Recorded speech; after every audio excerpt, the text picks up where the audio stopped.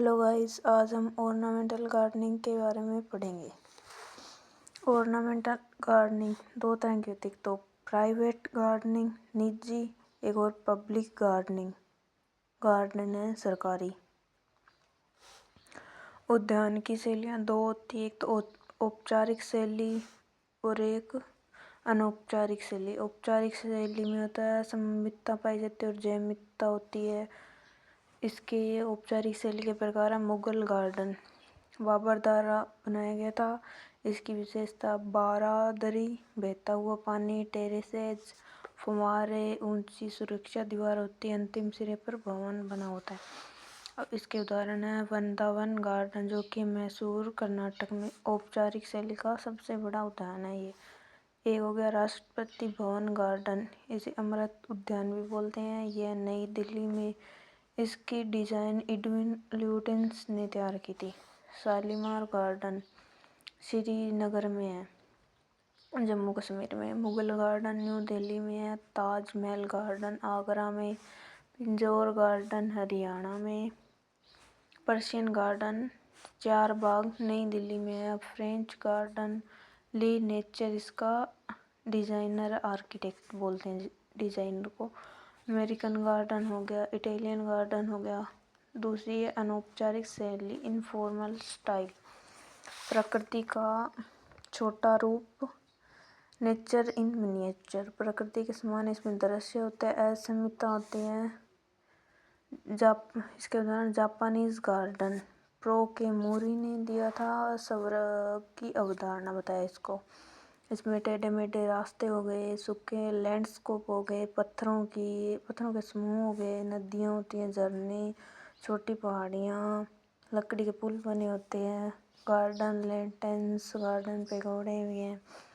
इसके उदाहरण है बुद्धा जयंती गार्डन नई दिल्ली में है। रोशनर गार्डन भी नई दिल्ली में है। अंग्रेजी गार्डन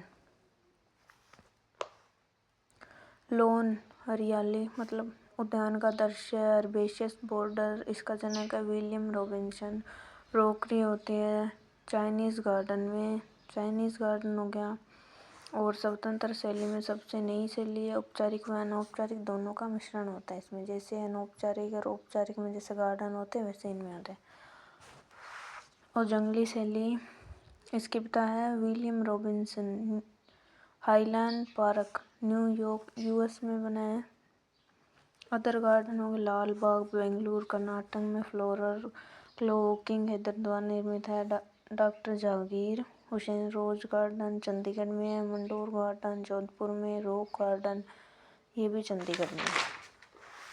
अब सब्जी के उद्यान के प्रकार, type of vegetable gardening, Thomson व केली ने इसके 7 प्रकार बताए।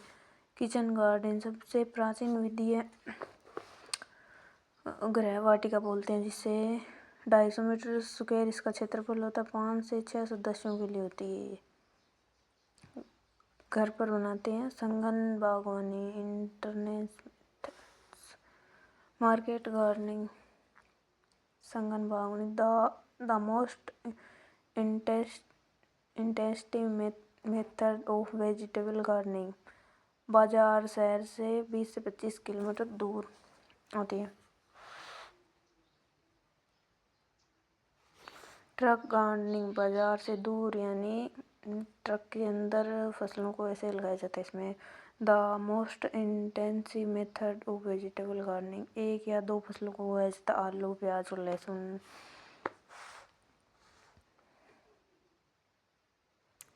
फोर्सिंग गार्डनिंग, बेमौसमी सब्जियों की खेती करना ऑफ सीजन में, यानी कि ऑफ सीजन में जब ये बेमौसम जिस मौसम में लगती है उस मौसम में ना लगाकर दूसरे मौसम में लगाना।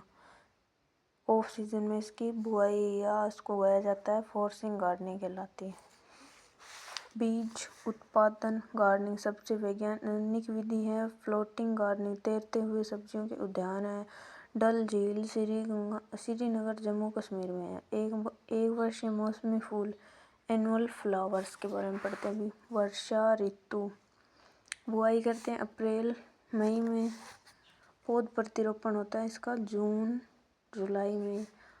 इसके उदाहरण अमरेंथस, बाल्सम, कोकस, कोम्ब, मुर्केस भी बोलते हैं इसको, कॉस्मोस, गेलार्डिया, बेलकंट फ्लावर्स, गोमफ्रेना, एमरेंथस को बोलते हैं लव लीज।